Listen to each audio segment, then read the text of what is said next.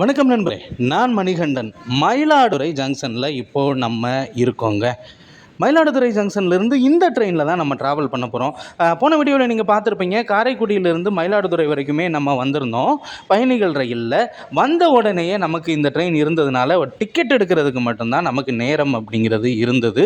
அதுலேயுமே இதுக்கு முன்னாடி ஒரு ட்ரெயின் போச்சுங்க, காசி தமிழ்ச்சங்கம் எக்ஸ்பிரஸ். அந்த எக்ஸ்பிரஸில் நம்ம ட்ராவல் பண்ண முடியாத ஒரு சூழ்நிலை. ஏன்னா அதுக்குள்ளே போயிடுச்சு. இந்த ட்ரெயின் காசிகுடாவிலிருந்து வரக்கூடிய ட்ரெயின் நம்பர் 17615 அப்படிங்கிற நம்பரில் ஒவ்வொரு திங்கட்கிழமையுமே பிற்பகல் 3 மணிக்கு காசிகுடாவிலிருந்து கிளம்பி கர்னூல் சிட்டி வழியாக பக்காலா வந்து அங்கிருந்து காட்பாடி வழியாக வேலூர் கண்டோன்மெண்ட், திருவண்ணாமலை, விழுப்புரம் வந்து இன்னைக்கு செவ்வாய்க்கிழமை காலையில் 11:32 மணிக்கு இங்கே வர வேண்டிய ட்ரெயின் ஒரு 20 நிமிஷம் தாமதமாக 12 மணிக்கு தான் வந்திருக்கு. இந்த ட்ரெயினில் தான் இப்போ ஏறி நம்ம போக போகிறோம். தூத்துக்குடி வரைக்கும்லாம் நம்ம ட்ராவல் பண்ணலை, தஞ்சாவூர் வரைக்கும் தான் ட்ராவல் பண்ண போகிறோம். இது ஒரு ஷார்ட் டிஸ்டன்ஸ் தான், ஒரு 70 கிலோமீட்டர் பயணம். ஆனால் போன வீடியோவில் நம்ம பயணிகள் ரயிலில் கிட்டத்தட்ட 187 கிலோமீட்டருக்கு 45 ரூபா கொடுத்துருந்தோம். இது எக்ஸ்பிரஸ் வகையிலான ட்ரெயின் அப்படிங்கிறதுனால இந்த ட்ரெயின்லையும் நம்ம 45 ரூபா கொடுக்க வேண்டிய ஒரு சூழ்நிலை தான். முன்னாடி இந்த ட்ரெயினானது மதுரை வரைக்கும் தான் இயங்கிட்டு இருந்துச்சு. அப்போது நேரம் அப்படிங்கிறது கொஞ்சம் அதிகமாக தான் இருந்துச்சு. இப்போது நேரத்தையும் மாற்றிட்டாங்க. அதே மாதிரி இந்த ட்ரெயின் ட்ராவல் பண்ணக்கூடிய போய் சேரக்கூடிய இடத்தையும் மாற்றிட்டாங்க. தூத்துக்குடி வரைக்குமே ட்ராவல் பண்ணக்கூடியது. ஒரே பிளாட்ஃபார்மில் 2 ரயில்களை நிறுத்தி வச்சுருக்காங்க. ஏன்னா இரண்டுமே சின்ன ரேக் அப்படிங்கிறதுனால. இது ஒரு பயணிகள் ரயில். முன்னாடி நம்ம பார்த்தது ஒரு டெமோ வகையிலான ரயிலையுமே நிறுத்தி வச்சுருந்தாங்க. அதையும் நம்மளால் பார்க்க முடிஞ்சுச்சு. இப்போது மயிலாடுதுறையிலிருந்து நம்முடைய பயணம் கிளம்பி போய்கிட்டு இருக்கு.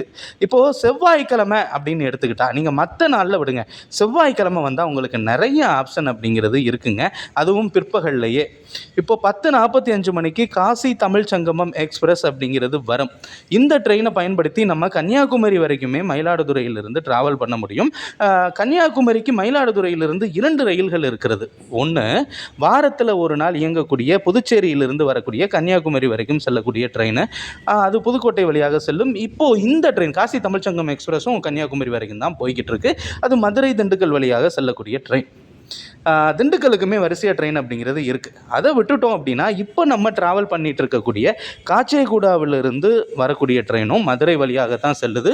அதனால் திண்டுக்கல் போகணும் அப்படின்னா இந்த ட்ரெயினையும் நம்ம பயன்படுத்திக்கலாம். இதை விட்டுட்டோம் அப்படின்னா 12:35 மணிக்கு தினமுமே செங்கோட்டை வரைக்கும் மயிலாடுதுறையிலிருந்து செல்லக்கூடிய அன்ரிசர்வ்டு எக்ஸ்பிரஸ், அதுவும் எக்ஸ்பிரஸ் கட்டணத்திலான ரயில் அப்படிங்கிறத நம்ம மனசில் வச்சுக்கணும். என்னதான் முன்பதிவு செய்யப்படாத பெட்டிகள் இருந்தாலுமே அது எக்ஸ்பிரஸ் ரயிலாகத்தான் கணக்கில் கொள்ளப்படும். ஏன்னா 200 கிலோமீட்டருக்கு மேலே இருக்குது.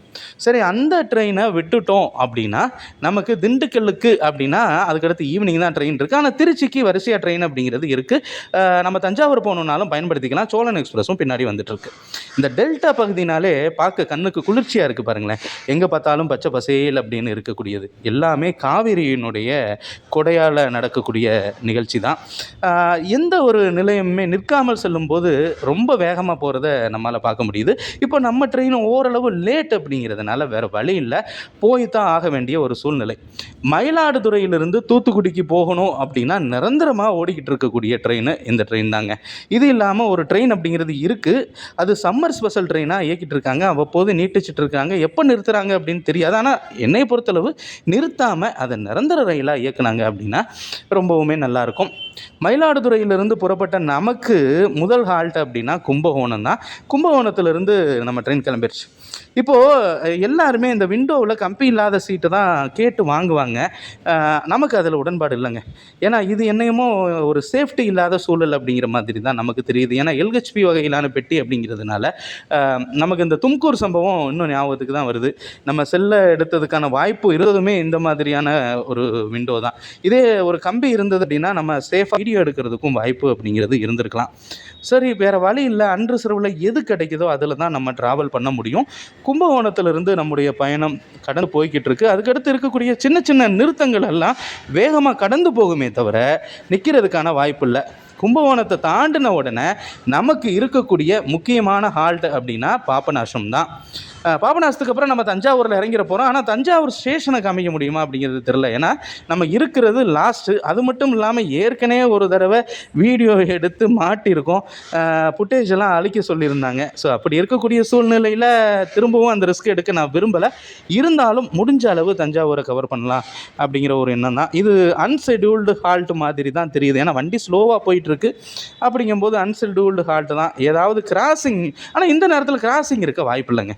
இந்த ட்ரெயின் வர்ற நேரத்தில் கிராசிங் இருக்க சத்தியமாக வாய்ப்பு கிடையாது. ஏன்னா மயிலாடுதுறை நோக்கி வரக்கூடிய, கோயம்புத்தூர்லேருந்து வரக்கூடிய ஜன்சதாப்தி எக்ஸ்பிரஸ் செவ்வாய்க்கிழமை ஓடுறது கிடையாது.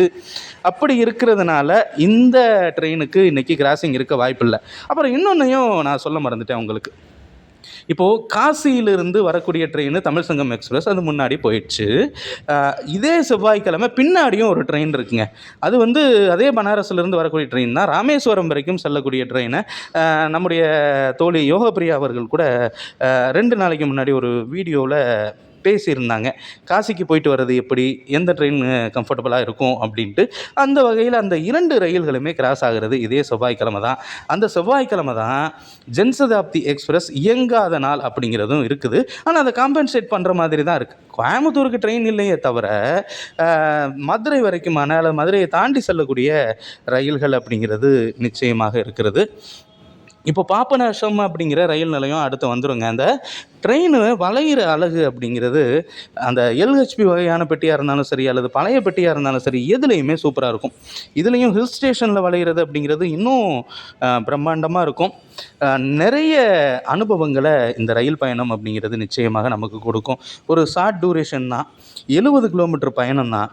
ஆனால் இந்த 70 கிலோமீட்டர் பயணமுமே நமக்கு இன்பமாக அமைஞ்சிருக்கு அப்படின்னா இந்த ரயில் பயணத்தை நேசிக்கிறது ஒன்று தான். நிறைய பேருக்கு ட்ரெயினில் போகணும் அப்படிங்கிற ஆசை இருக்கலாம். ஆனால் எந்த நேரத்தில் எந்த ட்ரெயின் இருக்குது அப்படிங்கிறது தெரியாத ஒரு சூழ்நிலை இருக்கிறதுனால சில குழப்பங்களும் இருக்கலாம். இப்போது பாபநாசம் ரயில் நிலையத்திலிருந்து நம்ம கிளம்பி போய்கிட்டு இருக்கோங்க. பெரும்பாலும் என்ன அப்படின்னா இந்த ஏரியாவை பொறுத்தளவு சின்ன சின்ன ரயில் நிலையங்கள் தான், சிங்கிள் லைன் தான். இது எப்போ இரட்டை ரயில் பாதையாகும் அப்படிங்கிறதும் கேள்வி. ஆனால் பாருங்களேன், இந்த பகுதியில் ரயில் நிலையத்தினுடைய பெயர்கள் ரொம்ப கீழே வச்சுருக்கிறாங்க. மற்ற இடத்துலலாம் கொஞ்சம் மேலே இருக்கிற மாதிரியான ஒரு சூழ்நிலை அப்படிங்கிறது இருக்கும். இந்த ட்ரெயினுக்கான கூட்டம் இது அப்படின்னு நம்ம எடுத்துக்க முடியாது. பின்னாடி வரக்கூடிய அந்த செங்கோட்டை செல்லக்கூடிய ரயிலுக்கான கூட்டம். ஏன்னா அந்த ட்ரெயின் குறிப்பிட்ட சில நிறுத்தங்களில் எக்ஸ்ட்ரா நிற்கிறதுனால அதிகப்படியான மக்கள் பயணிக்கிறதுக்கான வாய்ப்பு அப்படிங்கிறது அதிகமாக இருக்குது. அது மட்டும் இல்லாமல் எப்போதுமே வரவேற்பு இருக்கக்கூடிய ரயிலாக பின்னாடி வரக்கூடிய ட்ரெயின் அப்படிங்கிறது இருக்குது. ரெகுலராக ஓடக்கூடிய ட்ரெயினுக்கு முக்கியத்துவம் கொடுப்பாங்க. இந்த வாரத்தில் ஓடக்கூடிய ரயில்களை பற்றின தகவல்கள் பலருக்கு தெரியாததுனால நிச்சயமாக அதை விட்டுடுறாங்க அப்படிங்கிறது தான் உண்மை. காசைகுடாவிலிருந்து மதுரை வரைக்கும் இயங்கு கொண்டிருந்த இந்த ரயிலானது தூத்துக்குடி வரைக்கும் நீட்டிக்கப்பட்டதுனால மதுரைக்கு எந்த நேரத்துக்கு போயிட்டு இருந்துச்சோ அதே நேரத்துக்கு தூத்துக்குடிக்கு போகிறது மாதிரி டயத்தை இது பண்ணிட்டாங்க. முன்னாடியெல்லாம் பார்த்தோம்னா இந்த ட்ரெயின் தஞ்சாவூருக்கு ரொம்ப லேட்டாக வரும். ஆனால் இப்போது 2 மணிக்கு உள்ளே, அதாவது 1 மணிக்குள்ளேயே வந்துட்டு போகிற மாதிரியான ஒரு ஷெட்யூல். 2 மணிக்கெல்லாம் திருச்சி போகிறதுக்கான ஒரு வாய்ப்பு அப்படிங்கிறது இருக்கிறது. இந்த டெல்டானாலே இதுதாங்க. இப்போ எல்லாருமே அந்த குறுவை சாகுபடியை முடிச்சுட்டு அறுவடைக்கு தயாராகிட்டாங்க. பச்சை பசேல்னு இருந்த வயல்கள் எல்லாம் காஞ்சு போயிருக்கு அப்படின்னா தண்ணியை நிறுத்திட்டாங்க. தண்ணியை நிறுத்தினா மட்டும்தான் அறுவடை செய்ய முடியும். அது மட்டும் இல்லாமல் அந்த உழுத நிலங்களையும் நம்ம பார்க்கலாம். ஏன்னா அறுவடை முடிஞ்சு அதுக்கடுத்து உழுதா தான் அடுத்ததை விதைக்க முடியும். நதி நீரை நம்பி இல்லாமல் போர் தண்ணியை வச்சு விவசாயம் செய்யக்கூடிய சில பகுதி மக்களையும் நம்ம இங்கே பார்க்குறதுக்கான வாய்ப்பு இருக்குது. தஞ்சாவூர் வந்துட்டோங்க, நம்ம பயணம் முடிஞ்சு இருந்ததுனால ஸ்டேஷனை காமிக்க முடியல. நம்ம பயணம் இதோட முடியுது. அடுத்த வழியில் பார்க்கலாம்.